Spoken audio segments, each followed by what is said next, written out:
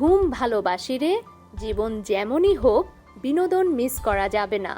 চেয়ারে বসে ঘুমোতে থাকা এক পুলিশ সদস্যকে নিয়ে এই পোস্ট দেন সন্ত্রাস বিরোধী আইনের মামলায় গ্রেপ্তার হওয়া নিষিদ্ধ ঘোষিত সংগঠন ছাত্রলীগের এক নেতা। থানার ভেতরে পুলিশি হেফাজতে থাকা অবস্থায় গেল বুধবার রাতে নিজের ফেসবুকে সেলফি তুলে এই পোস্ট দেন। ছবিতে দেখা যায় ছাত্রলীগ নেতার পেছনে চেয়ারে বসা এক পুলিশ কনস্টেবল। সেলফি নিজের ফেসবুক আইডিতে পোস্টের পাশাপাশি ভিডিও কলে আরেক ছাত্রলীগ নেতার সঙ্গেও কথা বলেন। বিষয়টি সামাজিক যোগাযোগ মাধ্যমে ছড়িয়ে পড়লে থানায় পুলিশি হেফাজতে থাকা আসামির মুঠোফোন ফেসবুক ব্যবহার নিয়ে আলোচনা চলছে। তাকে গ্রেপ্তারের পর হাজতখানায় না রেখে কেন কর্তব্যরত কর্মকর্তার কক্ষে রাখা হয় তা নিয়েও প্রশ্ন উঠেছে। ছাত্রলীগ নেতার নাম সোয়াইবুল ইসলাম ওরফে মহিম। তিনি পটিয়া উপজেলার বড়লিয়া ইউনিয়নের ৭ নম্বর ওয়ার্ডের বাসিন্দা আবুল বশরের ছেলে এবং একই ওয়ার্ডের ছাত্রলীগের সভাপতি। সোয়াইবুল ইসলাম ওরফে মহিম নামেই তার ফেসবুক আইডি।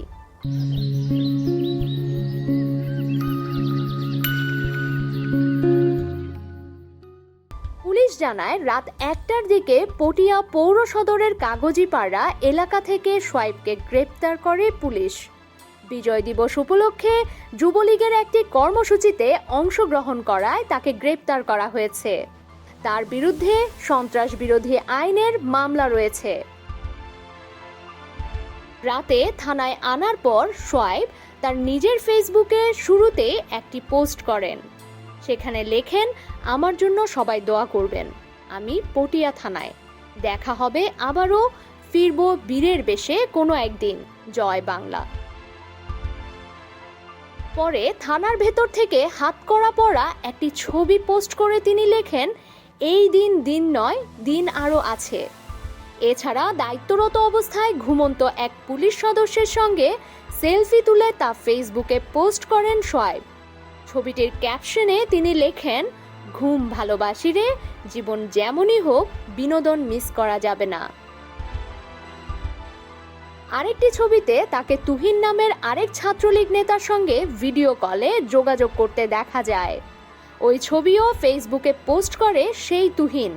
তিনি লেখেন, গণতন্ত্র পুনরুদ্ধারের আপোষহীন লড়াইয়ে দখলদার বাহিনীর হাতে অন্যায়ভাবে গ্রেপ্তার পটিয়া উপজেলার বড়লিয়া ইউনিয়ন ছাত্রলীগের কর্মী মোহাম্মদ সোয়াইবুল ইসলাম মহিমের নিঃশর্ত মুক্তির দাবি জানাচ্ছি।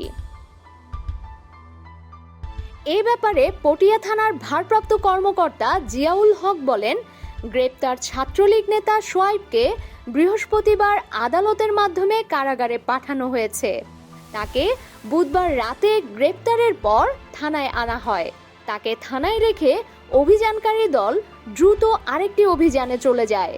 এই সুযোগে নিজের কাছে লুকানো মুঠোফোন দিয়ে থানার ভেতর থেকে সেলফি তুলে ফেসবুকে পোস্ট করেন।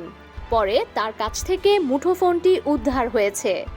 প্রাথমিক তল্লাশিকালে এটি পাওয়া যায়নি। দায়িত্বে অবহেলার কারণে ওই সময় দায়িত্বরত পুলিশ কনস্টেবলের বিরুদ্ধে ঊর্ধ্বতন কর্মকর্তারা ব্যবস্থা নিচ্ছেন। ডেস্ক রিপোর্ট, সমকাল।